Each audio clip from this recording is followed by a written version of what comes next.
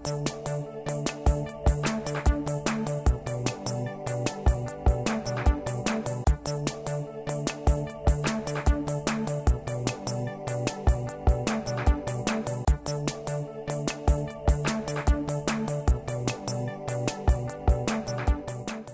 so first I would like to thank the committee that is organizing CEGRAPI, and mainly the committee for the workshop for industry applications, because they invited me here, and Microsoft in the United States, but all my education was done in Brazil, financed by CAPES and PQ and the Brazilian taxpayers, so thank you. And of course, Microsoft, because they are paying my tickets, and family and friends. And before I forget, what you see today is not only my work, it is the work of a lot of people that work inside Microsoft, Microsoft Research, and several other organizations. So thank you to all of them. And this is part of the workshop in industry applications. So as someone who was invited here, I used some time to take a look at the papers that will be presented later today. And one of the very important things, if you really want to connect the academic knowledge with the industry, is to see where the industry is going. So if you look at the papers, you see that they have a lot of subjects that are very different. And the tendency of you, when you are young and when you are kind of trying to still decide what is that I will learn, is to think two things. Both are wrong. One, it is that you have to understand everything. First, that is impossible, and so you will be always disappointed with yourself and unhappy, and nobody wants to work with unhappy people. At least I don't. So, and the second thing it is to think that what is important today will be important tomorrow. So that is another way to fail in the industry, because I was in the organizing committee for this same event when it was in Caxambu 15 years ago, I believe. And at that time, everybody was talking about chorus, about things that today totally different. So don't be worried if you don't understand everything, and try to really learn from what the industry is doing today, but keep an eye on the future. So obviously you didn't come here because of my name. You came here because of Microsoft. Microsoft is the largest software company in the industry. So that you know what is that we represent, Microsoft made $54 billion selling software last year. The second place was IBM, who made $22 billion selling software. And you have this list, but the important thing to look at it is where are our major competitors. Apple, which is definitely one major competitor today, they made $1 billion and $300 million last year selling software. It is only 1.8% of their revenue. Intel made 751, and Google made $500 million. That is almost a rounding difference in our revenue. So this is data that you can get from the internet. There is a site, Software Top 100, and the first Brazilian company that shows up in this is this company called TOTVS that made $478 million. So the software industry really needs to grow in Brazil. And for the same reason in all of Latin America, and even in other countries. It cannot continue to be 50% paid by the American consumer. So we know that software is used everywhere, but today there is this huge mismatch. 50% of the revenue of any major company comes from the United States. So let's deal with the theory. All the theory of my presentation was presented earlier today. So if you have seen that presentation, everything that we will present in terms of academic knowledge was presented there. So let's go straight to the conclusions. The conclusions of my presentation are: doing software for a living takes less than 10% of your time. It is less than 10% coding. Also, software, for you to be successful, you have to know something more than just to do software. As it was said by Professor Silvio, I am more successful because of the knowledge that I have of physics than because of the knowledge that I have of computer science. And the other thing is that developing software teams is extremely hard. Far harder than developing software itself. So, since we know already the conclusions, anybody has questions? Any questions before we go through a pointless presentation? Okay, you are shy, so let me talk to you a little bit about me.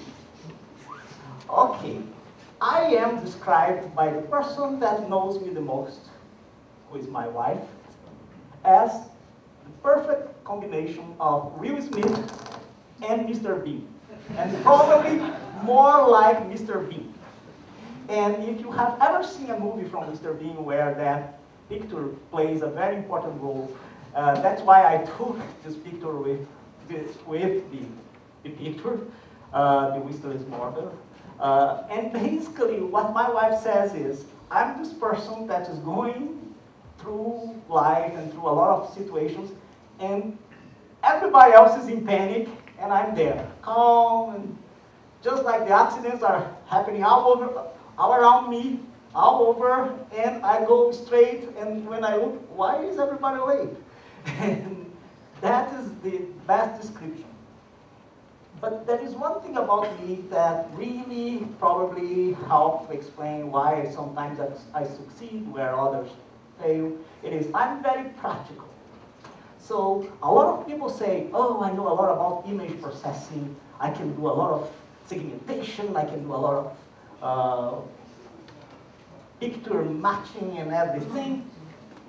The thing is, my wife calls me and says, yeah, so I was taking this picture of our daughter many years ago with her teacher, and this other girl comes around and disturbs our picture. And I said, okay, I will try to remove it later with segmentation, grab cut, and all those things. And just to show her how things will look afterward, I get Microsoft Paint and do this lousy job of removing the girl. And yet, for many years, this picture was hanging on my walls, even though it's obvious that it is a lousy job here. I cut the thing midway through, I did it in 5 minutes, and my wife was, oh my. This is how my wife explains, my husband really knows image processing. Can you imagine this? For all the time I spent studying, this is how people really understand what you do. So I've been at Microsoft for 13 years. For the first 8, I couldn't explain my mother what I did, because I did software like BizTalk, software like the business framework, and a lot of things that most people like you will never hear of, and you are not missing anything. The key point was when I finally started to work with image processing, which was when I started to work in Microsoft Office and work in Excel doing data visualization. Then I went to work in England with Team Microsoft Research, doing tech transfer from research to development. So that was a key time. I did a software that I definitely recommend that you take a look at. It's called Microsoft Research Auto Collage. It makes a collage of several pictures to summarize that set of pictures. And then I came back to Redmond. I was working for 1.5 years in a team called Engineering Excellence, which is the team of people inside Microsoft that teach new developers how to work at Microsoft. And that was a very good experience because both in Microsoft Research and in Engineering Excellence, I could really have a little more impact in software teams. And also work with software that I could explain to friends and with hardware. When I was within Microsoft Research, I was in the incubation for this project that later became the Microsoft Touch Mouse, which allows you to do gestures over the mouse. It's a very interesting project, and it's very cool when you go to a country like China and you can see your product being sold. Something similar to what is happening with the Kinect. And I can tell you a lot about how software works inside companies, the politics, psychology of developers and other things, but I shouldn't, because if you remember the Wizard of Oz, you should only talk about things that you have a diploma about. You have a diploma for that, you can talk about it. Everybody has brains, they can think by themselves. You should only talk about things if you have a diploma. So I only have diplomas in physics and computer science. So that restricts the subjects I can talk about.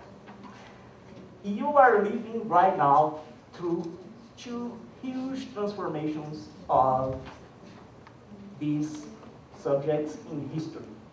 Physics is going through the theory unification, and I will not bore you with details for long. And if you have heard of this thing called string theory, it is a huge topic of physics today. I can talk only about that if people will allow me to change the subject.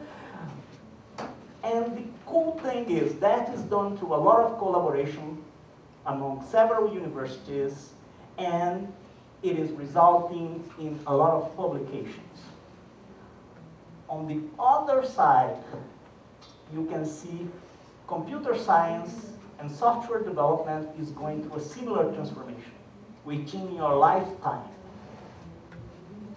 One is called this natural user interface. And I don't know who came up with this name because it is a terrible name. Computers don't show up in nature. So natural user interface is a misnomer. However, this is a fight that is happening right now and where the Kinect really touches this presentation. There is another one that you should definitely learn, cloud computing. In a few years, this topic of you storing data at your house, it will be totally obsolete. You cannot do that. You don't have a power plant in your house. If the electricity goes down, you are down anyway, so there is no point on storing data at your house. And I don't really care if you are storing your data in Amazon, Google, whatever, but for image processing, mainly for image processing, that is the future. And it is something that you need to learn. I will not talk about this any longer. Let's focus on the natural user interface. If you remember what I told you about physics, the problem is in computer science, this change in history is happening in a totally different way. It is happening through competition. It is happening through patents. Companies are investing a lot of money, companies like Microsoft, Apple, Google, and creating patents about every single subject in this area. Who has a patent here? 1, 2, 3. So how many patents you have? 1, 2, 2. I have 10. So it cannot continue to be this way, that one single person, because leaves the country, has far more patents than everybody else in a room with all such talent. So I cannot also, of course, solve that problem. The problem that we have to solve is, in the future, our children will not understand the computer as we know it. I don't know how many of you have children, but I have two. I have one that is 13 years old and one that is 8 years old. They don't understand those devices. I understand, but they absolutely don't understand how they work, why they would exist. That is the most important thing. They don't understand why music would not come directly to my iPod. Why? Really? Can you explain this to my 8 years old? Because I cannot. Why would somebody leave their homes, go to a place, buy a disc, strange and large, put in this device, and hear a lot of noise that is not part of the music? Forget that she doesn't know how the thing works. Why is the question here? Same thing, tape recorder. Folks, it is serious because you are living in countries where these things still exist for you to see. One of my interns at Microsoft, we asked him to go and get a diskette. A diskette, do you know a diskette? He didn't know what that was. He never saw one. He went to a major university in the United States. These things do not exist any longer. For many years there. There is no way to start a conversation about a topic that these people never saw. So the thing is, that is where the kinetic, that we will not be talking about the kinetic in 20 years. It is really something new. This is, I'm here because I will briefly try to describe how we are participating in this industry of the natural user interface. It is the work of a lot of people.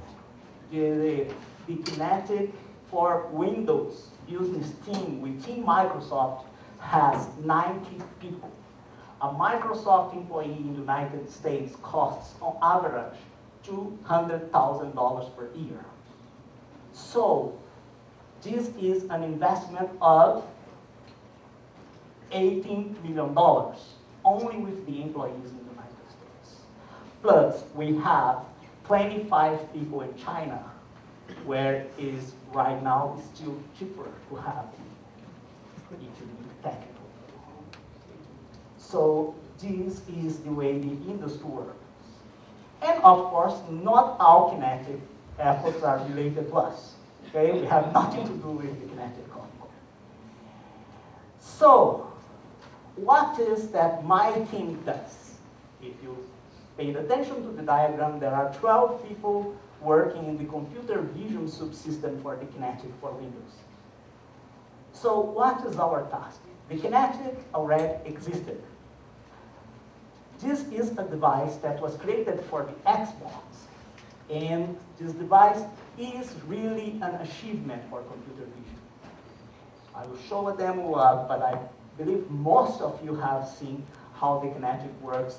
And the real breakthrough is computer vision.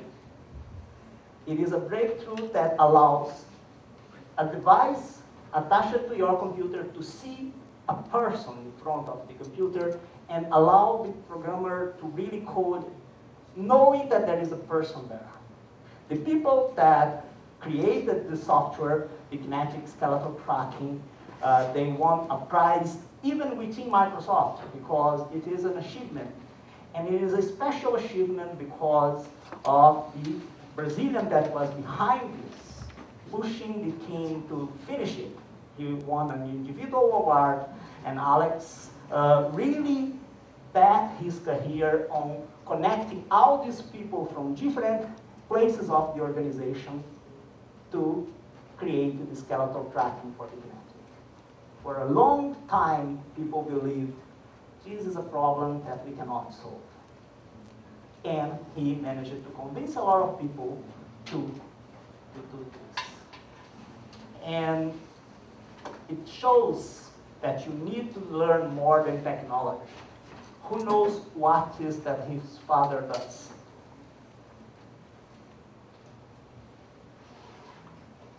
His father is the Brazilian ambassador to Switzerland.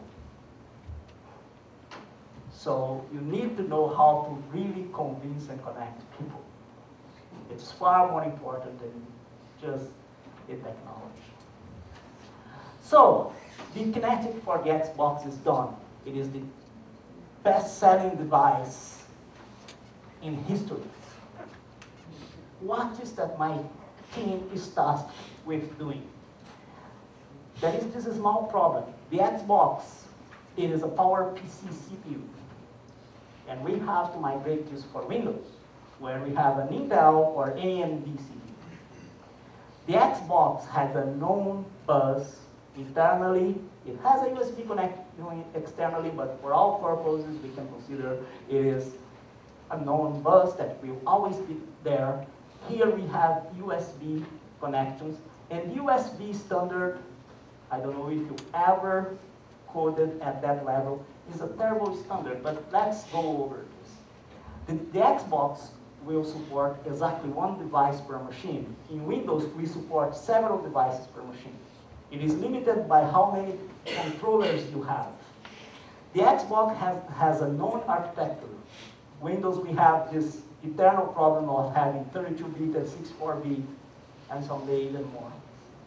The Xbox has a known GPU, a graphical processor, and for Windows, we were asked not to have a GPU dependence. So remove the GPU dependence because we cannot guarantee that every Windows machine will have a GPU. The Xbox has a selected audience, people that are developing games, and here we have a general audience with unaltered scenarios. So let's see how we did. But before that, any questions so far? You don't have to pay to make questions. Okay, let's see how we did. So I will use this application called Kinetic Explorer, okay? So this is how we did. We got this code, we migrated this code, and basically we managed to be able to, in any Windows environment, return to you the skeleton of a person in front of me. And of course, it doesn't know that I am back or forth. There are some constraints, but most of the time, see, within the range of the device, it returns successfully. There is a confidence associated with each joint. We return 20 joints. There is a lag here because of the software that is running in the demo, and this is a 3-year-old computer. It is a very good computer. It's a MacBook Pro, but it is 3 years old. So if I do this, it finds. So this is reasonably good, isn't it? So we are doing 30 times per second. So every 33 milliseconds, we have to return to you this skeleton. Of course, if we took 33 milliseconds, you would have nothing, no time left for you to do anything. So we return this data to you within 15 milliseconds. So that is the challenge. In any PC that is a reasonable PC, we return this data to you in 15 milliseconds. And this allows you to do a lot of things. So the Xbox, the device, this device is giving me the color, that is a color camera, you probably heard about this, and the depth.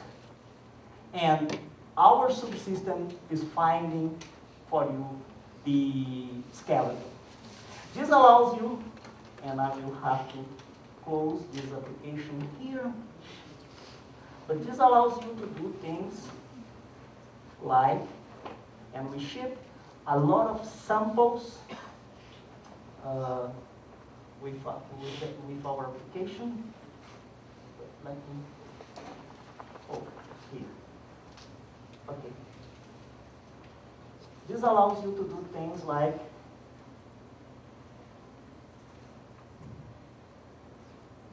let me just show 2 samples. Using, for example, only depth and the information about color, you can do already some very interesting things. So, for example, using only depth and the color information, I can do something like green screening. Okay? So sorry, but basically, this is very easy to do. If I know what is background is what is foreground, I can do this easy. Okay. This presentation counts as my exercise today. So another thing that you can do is you can do a small game. We even show you the source code for these games. And oh, let me close here. So wait a minute, let me put the game here. So you can do games where you touch things, okay? And basically you as a developer, you can do a lot of things. Oh, what? So, and the other thing that you can do, it is, you can try to do a more natural user interface. So, if you are doing nowadays a slideshow, most times you have to control using controllers, but the idea here is you are the controller. So if you are in front of the device and you make a gesture, I can just say, okay, just go to next. Okay? So that is the idea. And why can I do this and I cannot do this to return? Which is a migration. You will always have to go back with your arm. But basically you can do this and then you just use the other arm. Okay? So, I have more demos, but we don't have time for everything. Just one more. And again, the Xbox also has a very cool concept of, it has a sound array, so it knows which direction sound is coming from. So you can do games in which a person here is talking something and it can differentiate a person from another person. But the other thing that we also ship is we ship a face tracking SDK that focuses not only on your skeleton, but in your face. So it finds your face, and then it gives you the information of where are the parts for your face, so that you can create an application that, I don't know, it will control Mickey Mouse or something. Okay? So, okay. Back from the demos. Okay, any questions? No questions related to them, please? What is the support distance of the device? We will talk about that. But the support about, it is from 80 centimeters to 4 meters for the device that is sold for the Xbox. For this device here for Windows is from 40 centimeters to 4 meters. Okay, so the question was the distance that it supports that information. The device is different. The device is different. The device for the Xbox is different from the device for Windows, yes. And despite this limitation of distance, what else is different between them? There are a lot of technical differences that, of course, we cannot talk about publicly. But basically, there are two major differences. There are the technical differences inside the device that we cannot explain to you publicly, and there is the licensing difference. Basically, the device for the Xbox is sold for games at your house. You are not supposed to use it for commercial applications, and this device is licensed for commercial applications because it is officially supported by Microsoft for this kind of environment. So that is the major difference. Any other questions before we go deeper into how the software works and does this thing for you? Okay. Oh, do you have any application in which you manipulate basically the objects, so rotate, zoom, give virtual to the object? Okay, the question is if we have any applications. Our goal at Microsoft is not to do the applications. I mean, some example like that, in order to understand if you have enough accuracy for manipulating with 3D models. Zooming and rotating simultaneously. Zooming and rotating. Similar to the image that you have presented. Exactly. So we don't ship such application that showcases how people can zoom and do other things. I will talk about this in the future, but I believe most of you may have seen this video here, but let me show you what other people have seen. That turn voice and movement into magic. Xbox. What? We thought this would be fun to play. Be careful, because some things here are just visionary. They are not real yet. But some are real, and I will clearly identify to you. This you can do. This you can do. Really, just consider your hand. Unexpected things. This you cannot. But the magical thing you can. This you can do. Beautiful things. And all those things you can do. And this you can do. Indeed, that is real. That is a hospital in Seattle where kids are using it for physiotherapy. Which is why, even though the world keeps asking us what we'll do next, we're just as excited to ask the world the same thing.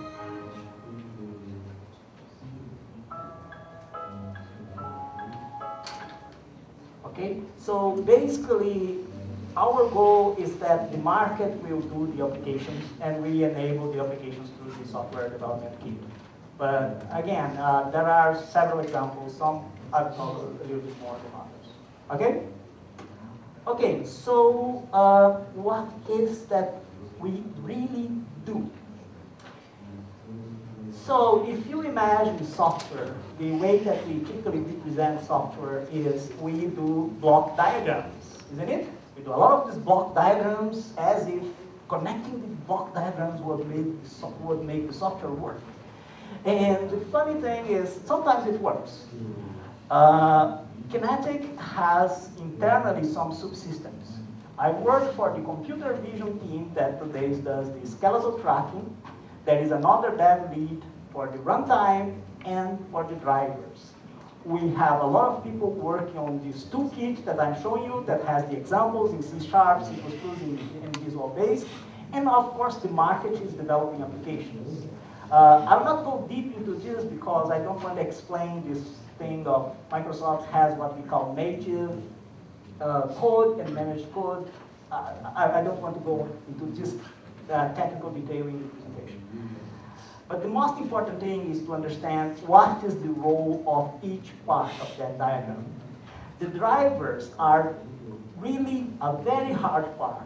They are getting the data from this device and through the USB getting this into the computer as 3 devices. Indeed, if you connect the Xbox One, it will be 4, because it is different already.